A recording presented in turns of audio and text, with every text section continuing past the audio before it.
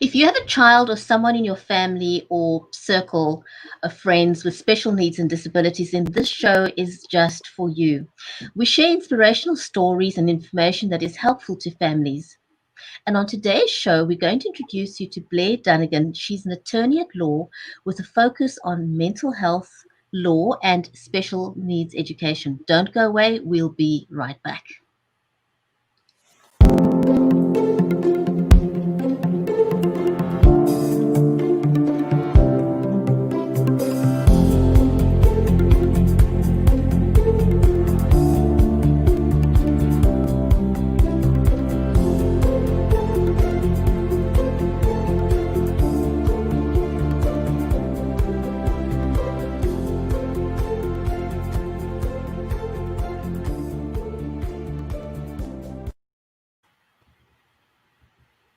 And welcome back. If you're just joining us, I'm your host, Bridgetti Banda from Cape Town in South Africa.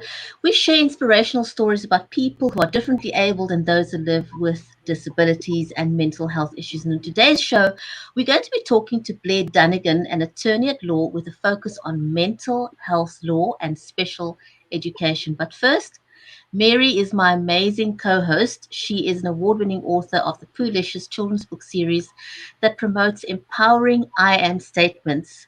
Mary is also a special needs and disabilities advocate who lives in Nashville in the USA. So do tell us in the comments where you are, and a huge big welcome to everyone. Mary, hi, how are you? I'm great. I'm super excited about this show this morning.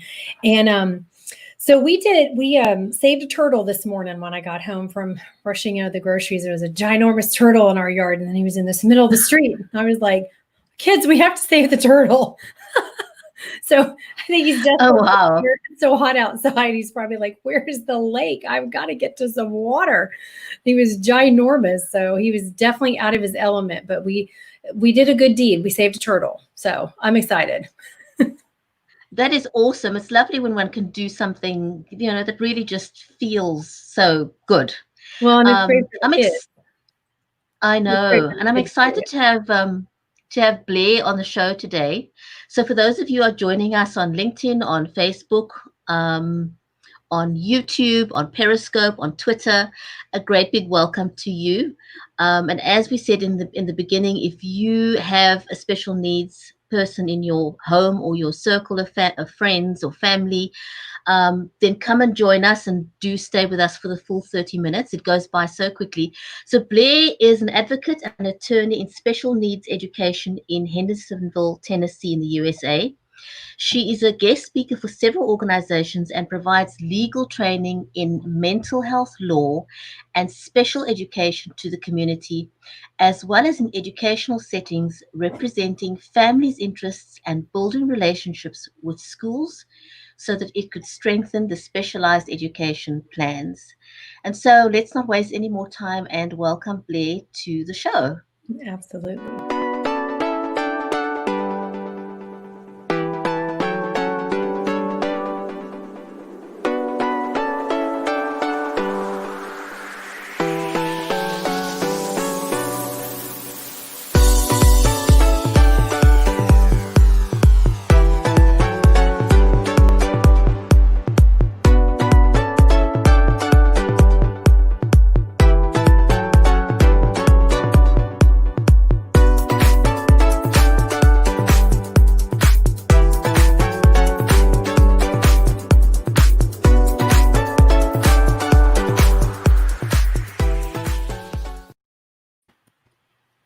Do you feel special? I do feel special. That was a wonderful introduction. It's like you're like the queen.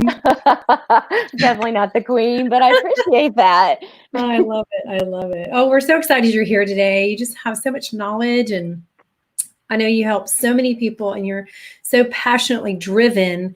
And I can attest to, I think, a real heart of integrity. I've just only seen, I've never seen anything but good and honesty come out of you. Even sometimes honesty can come across very strong and blunt, but it has to be said, especially in settings dealing with our kids and IEP meetings, right? But, you definitely are always there to support the parent and the school and doing the right thing for children. Always. I know that. Well, thank you. I do appreciate that. I enjoy what I do. I love what I do. I think you're right, though. Often I'm the one that is sitting down with parents and being incredibly blunt and honest and actually explaining, what is this diagnosis? What does this mean for your child? What does this look like for your future? What can we do to help?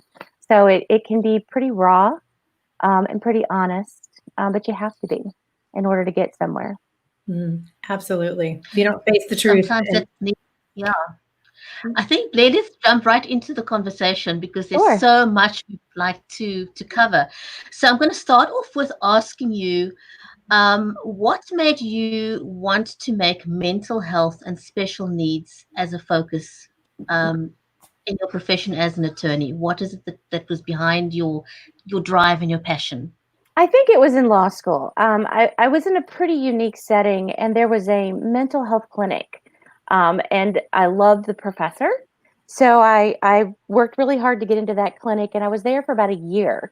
And during that time in law school, I was a patient's right advocate for a psychiatric hospital. So I would go in and I would represent the patients. I would make sure that all the laws were being applied, and it just kind of grew from there. My first position as an attorney was in a mental health court in Nashville in 2000, and it was the first of its kind in Tennessee and the fourth of its kind in the country. So I was kind of there on the cutting edge of mental health and criminal law, and I worked that area for a while. Then I went into state psychiatric work, and from there I went into private practice where I started working with children with special needs. I am also a parent to children with special needs, which is how that part of my practice grew. So my whole practice has been mental health, and I just jumped into special needs. It's just the way the world works, right? I mean, you know that. Absolutely. We're parents, and we have children, and they have needs, and we just figure it out. So we just figure it out. And knowledge is power. Knowledge is power. We have to educate ourselves, especially after, I know I know you get these questions. I know I get these questions. What do you tell a parent who's receiving a diagnosis for a child for the first time, or kind of getting to that point, or they're curious there's a problem or something like that? And I mean, you after you get over the upset, the stress of it, the shock of it, or whatever it is that you go through, then you have to start doing your research, and you have to empower yourself so that you can empower that child. Absolutely. I remember getting the letter that we sometimes get in the mail with that diagnosis. And I opened it up and I looked at it, and it was like 12 pages long. And I said, nope. And I shut it back up, put it in the envelope for about 7 weeks before I decided to look at it again. And then I was like, okay, now I have to deal with it. But you're right. As parents, we have to go through those emotions and come to terms with it before we can get to work. But you have to get to work because your kids need you. So. Oh, yeah, absolutely. What are some of the key challenges families experience when their lives are intertwined with mental health? Wow. And special needs issues. I don't think there's any way around that. I mean, they go hand in hand, because special needs means the brain is not working properly. So the brain is not working properly, then the mental health. Can it not be intertwined? Well, it should be. But honestly, they're two different worlds, right? We have the world of mental health and the world of special education. And what I am seeing these days, I'm seeing, obviously, we're all seeing growth in specific numbers of disabilities being diagnosed. And we're seeing a clash between the two in terms of services and resources, insurance, all of those things kind of come together. And that's where those two worlds collide. I think that's what makes it so difficult, because the world of mental health is not necessarily designed to meet the needs of children. When we think of mental health, we think of adults. We don't necessarily think of these things starting in childhood. And I think there's a big difference between, you can go two tracks. You can go developmental disabilities, developmental delays versus mental health. And you kind of have to decide which way you're going to go and just kind of hope it's the right path. Does that make sense? But it's really two worlds and two different specialties trying to come together. So. Right. But they're also so intertwined, because yes, absolutely. Most of the time, children with special needs have got some sort of mental health, whether it's ADHD or it's anxiety, depression, even those children, who are very orally fixated. It's going to go back, that's going to trace back to the brain and something not firing correctly, which then creates a whole mess of itself, right? Absolutely. I think one of the biggest struggles I see for parents are when children are in crisis. So let's move away from just the very beginning and some of the basic things that we see with mental health and special needs. But when we get to a crisis point, I think that's where we have a big disconnect in our system. Where do we go? Which system is involved? Which system is responsible? And how do we meet the needs of that child when they are at their most vulnerable? That is quite something to deal with, and I think it's not just something that you struggle with in the US. I think that is true for everybody wherever they may live. Because I'm in South Africa, and we see those same challenges here.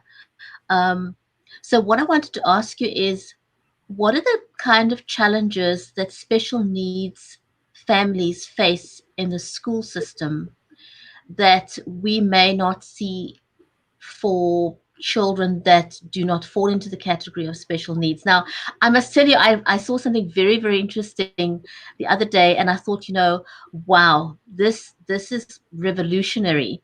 You often hear people saying you need to think out of the box, and especially now with COVID-19 and its effects on the education system.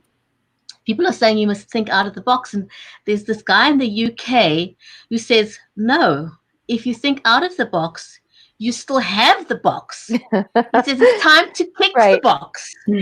Scrape. He says, because whatever we did before wasn't working. It was already dysfunctional a long time ago. He says, kick the box out of the way, start from scratch.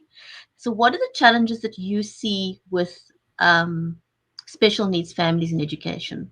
And I think this is universal.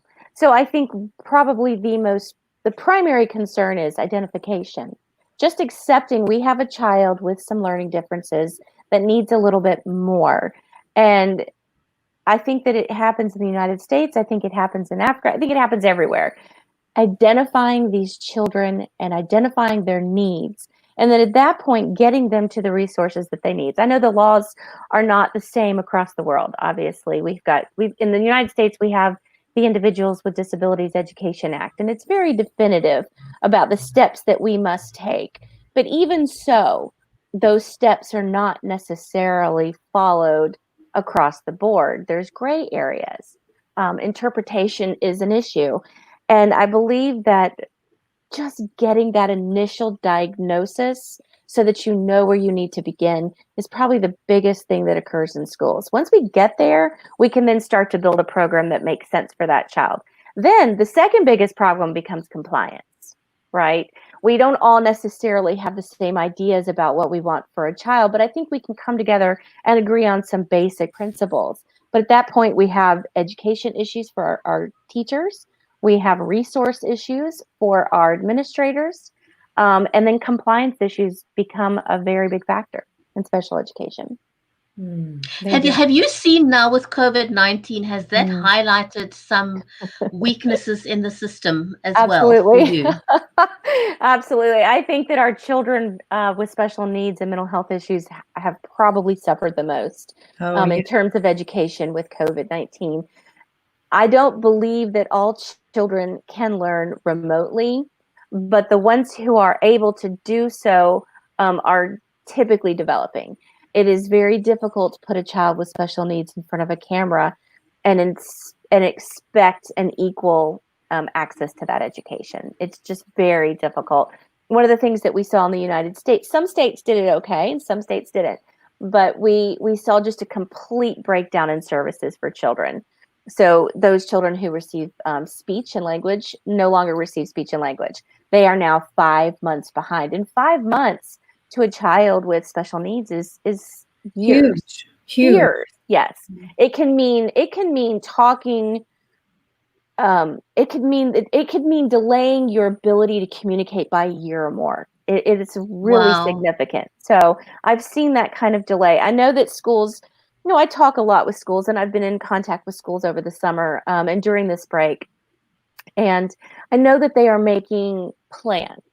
how do we assess these children when they come back to us eventually, whatever that looks like? How do we assess the regression that they have experienced, and what can we do to help them close that gap? But I think that what we need to do as a country, as a world, is look at how, moving forward, this may be our new reality.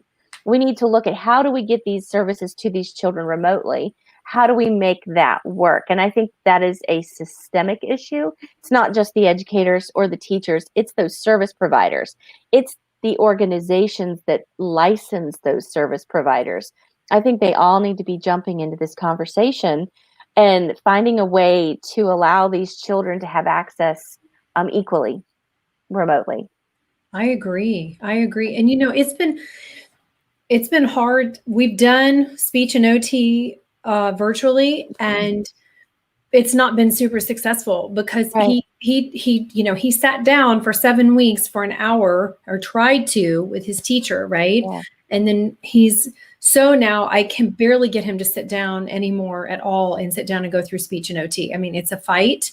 There's crying, there's sitting in the corner under the table, and it's like, okay, that's a waste of my money. It's a waste of her time, and it's just like, and it's frustrating for everyone.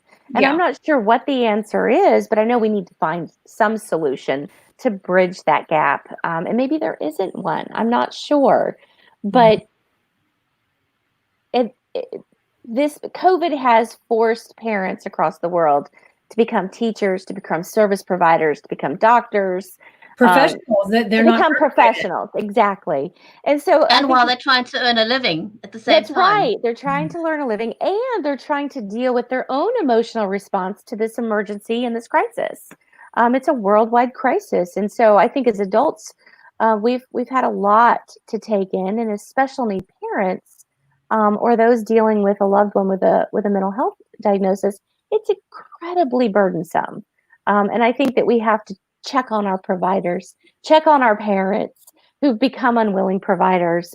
It's just a really hard time, hard time. It is, and that's not a joke, and it's not a dramatic thing you're saying. It No. just is, because I think about my friends whose children are 100% with disabilities, Yes. or kids who are violent and runners, and the things these families are going through. That's not on the news. Nobody's talking about these people. Right. Nobody's providing that support and love for these parents, who we know in those families, divorce rates higher in families like that than it is anywhere. That's right. That's right.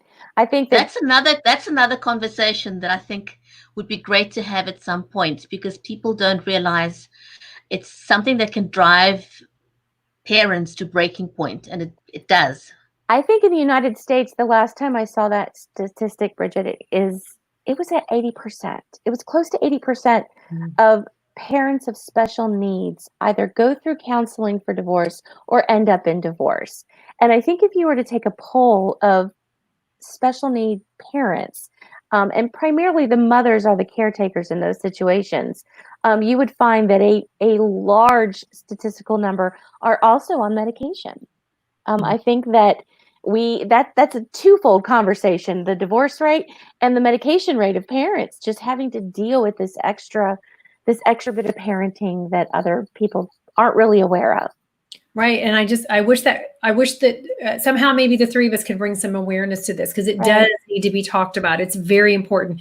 Just like the mental health and well-being of our teenagers. We mostly have focused on seniors graduating, but you've got, and I know in my own house, it's been a roller coaster ride. And I know this is not just my house, but it has been, and we keep saying as parents, it's going to be okay. It's going to get better. It's going to be okay. But, we don't really know that, do we? I mean, you turn on the news and you go, holy cow. Okay, I'm going to go sit in my room and cry for a minute. Right. And we're going to keep praying that tomorrow brings a better day. We can wake up and it's Disney World again. It's never been Disney World, but you know what I'm saying.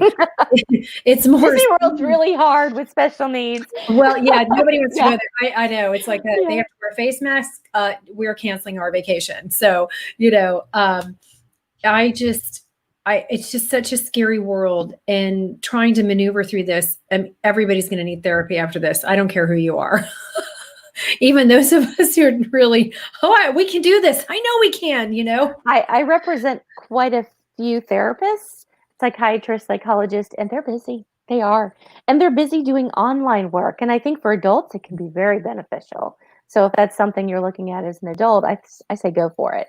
Absolutely. You know, Yeah, this an aspect that's been often, one aspect that has been overlooked with this whole COVID and the way we're doing education now is that not only were we as parents not trained to do so much online, teachers were never trained. right. There were no guidelines for them to say this is how you do online teaching. You know, everyone's kind of flying by the seat of their pants on this one. Yes, I Um, agree. I also think you those know, parents have children. They also have children that they had to take care of. So I felt like we should give teachers a lot of slack as well. They were at home dealing with the same things that we were dealing with. And I know, and Mary and I have talked about this. I did great as a home educator for the month that I did not work. But the moment I started working, I mean, all different. education went out the window. It just went out the window. So I can imagine for those educators who are also parents or who were dealing with a caretaker position, it went out the window for them as well. And so you're right. I think that is a very big point. Yeah. Just they did not have the resources that they needed to provide what we needed. So. Blair, for parents that are watching now that may be undergoing, some kind of a difficulty, can you tell us, without breaking any confidentiality, what are some of the kind of things that you as an attorney could help people with if they've got special needs children and they've got some difficulties? For me, for my practice, I think the number one thing for me is communication, right? You cannot have a good relationship. You cannot move forward if you don't have the ability to communicate with your team. And I think identifying an ally on your team is key. Figuring out a way to have a conversation without being upset or being angry is key. And then sitting down and having those conversations, come to the table with ideas. More often than not, at least for me, I find that educators are very willing to take your ideas, especially if it doesn't cost money. Costing money is a big deal in special education. They don't necessarily have resources. They're not allowed to talk about their lack of resources. But It's a that's fact. the reality. It's the fact. So if you can come to the table with some ideas, be prepared, have a checklist. I often tell parents, go online, research your specific diagnosis. There's just a wealth of information online. You could find a specific diagnosis and find goals, right? Education goals for that diagnosis. Print it off, go through it. Don't throw every one of those goals at your educators. Really be thoughtful about what your child needs and then send it to them. Have a conversation before you sit down and meet. And then when you come to the table, you can actually kind of negotiate through what everyone thinks will work. And I think that's one of the biggest things. It's an emotional process. These are our most cherished things in the world. And it's very easy to lose your cool. It's very easy to become upset. But the best thing that you can do is remain calm, be prepared, and come to the table willing to have a good conversation. It doesn't always work. That's why I have a job. But I understand that. But when I come to the table, that is always my goal, is to get us back to that point. I don't want my clients to need me forever. You know that, Mary. I want to educate them. I want to repair that relationship. I want them to get to the point where they can have that conversation again and move forward with confidence. And sometimes you do need to have an advocate to get you back on track. Sometimes you're incapable of having that conversation. But I think that those are the steps. That's where you want to be. That's the ideal place. Yeah, and you want to empower parents, because Absolutely. that feeling of empowerment, like I can go and I want to touch on something for a second, because I know we have two other questions we want to touch on with you. But for those people out there who are watching now or in the replay, if your child has not received a diagnosis that's going to require an IEP, which is an individualized education program, for those that don't know what that word means, a team will be assembled that will be full. It's the principal or the vice principal, and then you've got your special, you've got your speech therapist or OT therapist and psychologist and the child's teacher as well. And that's what's pretty much considered the team, right? That you would Well, call team, it's designed by statute. You've got to have, you need to have a special education teacher, a general education teacher, a parent, and a lead educator. So somebody who represents the school system. That's your basic core group of an individualized education team, right? And then from there you grow. You come together and you decide. I think there's like 8 core principles to IDEA, and one of them is finding. Right, child find. We have to identify children with needs. The other is that we have parent participation. We have confidentiality. We have a free and appropriate public education. We have least restrictive environment. We've got testing, and that's kind of what you were about to touch on, I think, Mary, is testing. And it's the ability to identify which professionals we need to come to the table, right? Right. And it's during that conversation that we identify, okay, we need a speech and language pathologist. We need a psychologist. We need an occupational therapist. We need a physical therapist. We need these people at the table with us, providing knowledge to give us the appropriate testing that we need to identify needs. Yeah, I was trying to think of everybody who would be at a meeting. That's sort of like your team. So it's sort of like being on a football team, right? And everybody comes together for the sake of that child. And being empowered as a parent is going to help that whole situation move smoother. And then if you have to bring a Blair Dunigan and you get yourself educated, then she can then at some point relieve and then go help another family, right? So that parents feel confident to go in and do what they need unless they need you. And sometimes you've needed help yourself, right? So I absolutely have. I have brought advocates to my own meetings, and I'm a lawyer and my husband's a lawyer. And sometimes it's not about fighting, it's about maintaining the emotional integrity of the process, right? It's emotional. These are my children. When I walk in that door, I'm just like everybody else. Everybody comes into that process just a wreck. And you sometimes need somebody there with you to take notes, to kind of keep you on track, to keep you from falling apart. And so we have brought advocates with us as well. Wow. It's amazing, just to have someone on your team that's not emotionally involved in the situation can provide you with so much clarity. And that goes for anything. I agree. Just to have someone who's not at that. And that's why they say doctors shouldn't be treating their own children, because, you're too emotionally invested. You simply can't do that with a straight or a focused mind. And so if you look at the situation as it is now, what are the kind of legislations that you would like to see in place to make things easier for parents? Because it's really hard, even though we've got what we've got, it's still hard. What are the kind of things you would like to see? I have a list. There's always things that I want to see changing. Something that's very near and dear to my heart, as well as to Mary's, would be cameras in classrooms. I think that we need cameras in the classrooms of our most vulnerable children, as well as on buses, because most of the time in those settings, or a lot of the time in those settings, those are children who do not have the ability to communicate. And it's just a system of checks and balances. It's not a weight upon the educator that says we don't trust you. It is a system of checks and balances that allows for us as parents to have that security, knowing that our children will be there, and if they can't tell us what happened, then the camera can. So I think cameras in classrooms is a big one. Mary, do you have anything to add before I move on? Because I know that is something that you absolutely champion. Near and dear to my heart. That's been an uphill climb since I think 2010 for me. Yes. And I have battled, and it almost makes me cry because I don't understand the allowance of even one child ever being abused or hurt, or us not being able to know what our child is saying or doing, or not understanding, or behavior that somebody may not even be able to explain, but you could watch it on a camera and the parent could go, oh, okay, I see what's happening. or the Right. teacher can say, oh, I see what's happening.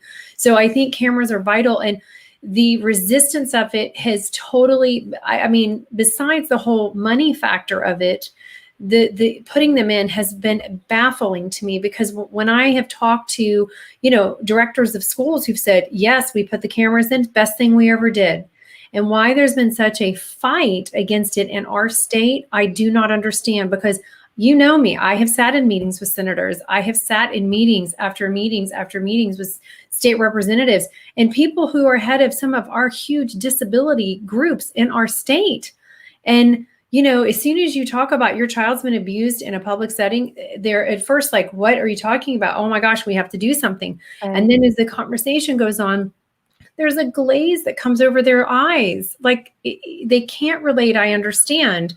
But when one of the issues I have, when you have the ability to make changes in law and that's your job, then you need to do the responsible thing and do it.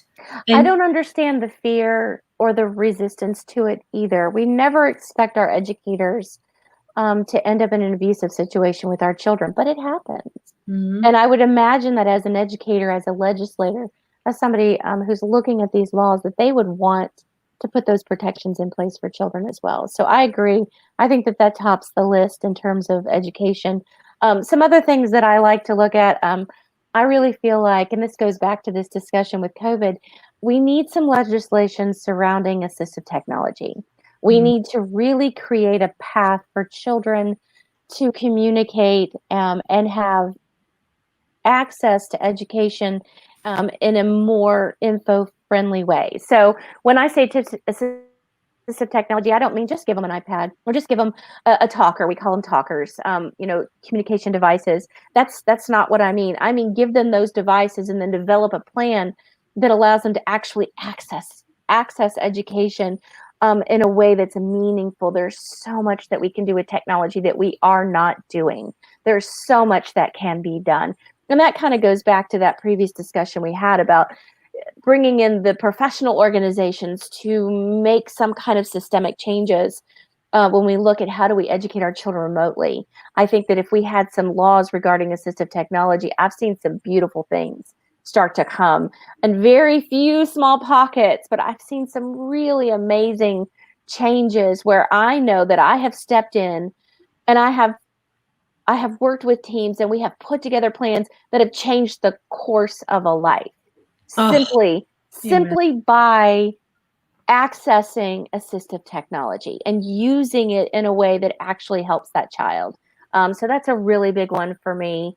One of the other things that I'm very passionate about in terms of legislation, there's two things. I want to see a program where parents of the most vulnerable, those children who stay in school from ages 18 to 22, where the school system provides the payment for conservatorships for those children, where we have the ability to take those kids who they're suddenly an adult, and yet they are our most vulnerable population in the state because they are staying in special education and they cannot make their own legal decisions.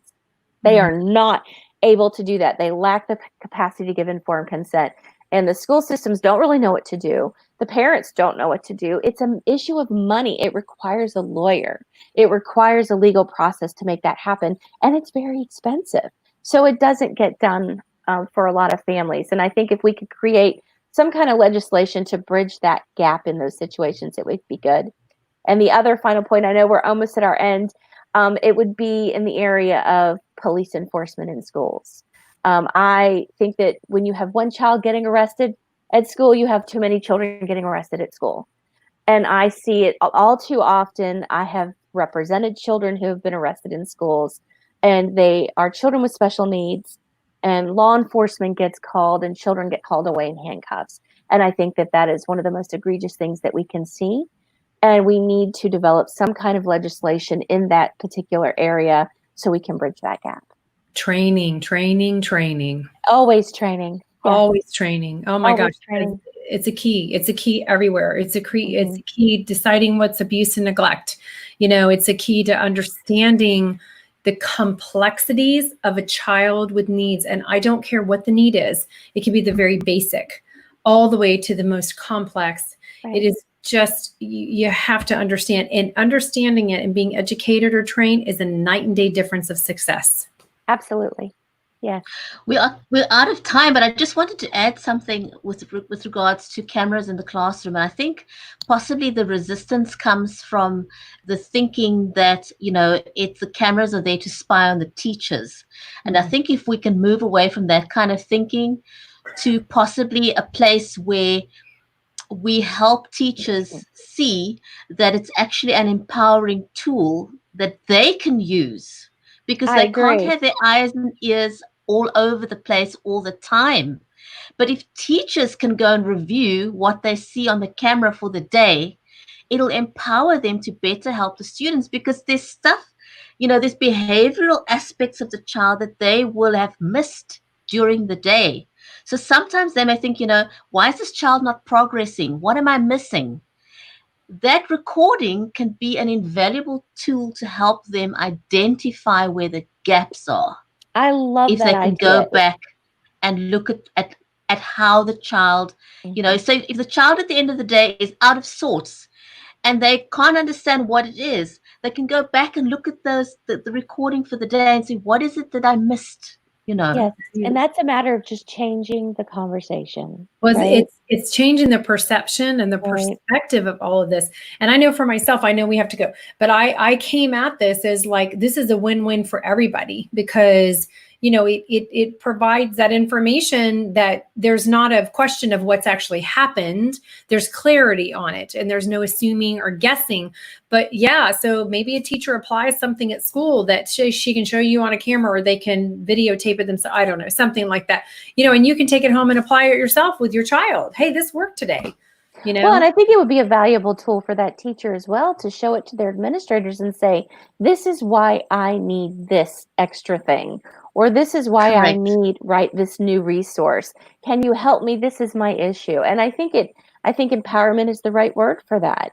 It's just changing the wording, changing the conversation. Absolutely. Okay, Blair, let's go. Let's write it out. Let's go up the hill, and let's just start. Let's just go down the row. We'll find the senators and everybody we need to talk to. Let's just do it, because it has to start with a conversation. And then we have to find a state rep and a senator who will back us. Yeah. So let's take it from there. It's an empowering tool. It's not a spy thing. Because I think that's what teachers think. Teachers think, well, you want to spy on me. So if we turn that narrative on its head, maybe we can make headway with this. Yes.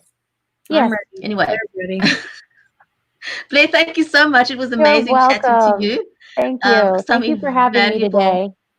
A big pleasure. I want to say a huge big thank you to everyone for joining us today. Remember to do good stuff, inspire each other by sharing inspirational stories, and let's be silent no more. Take care, everyone. Thank you.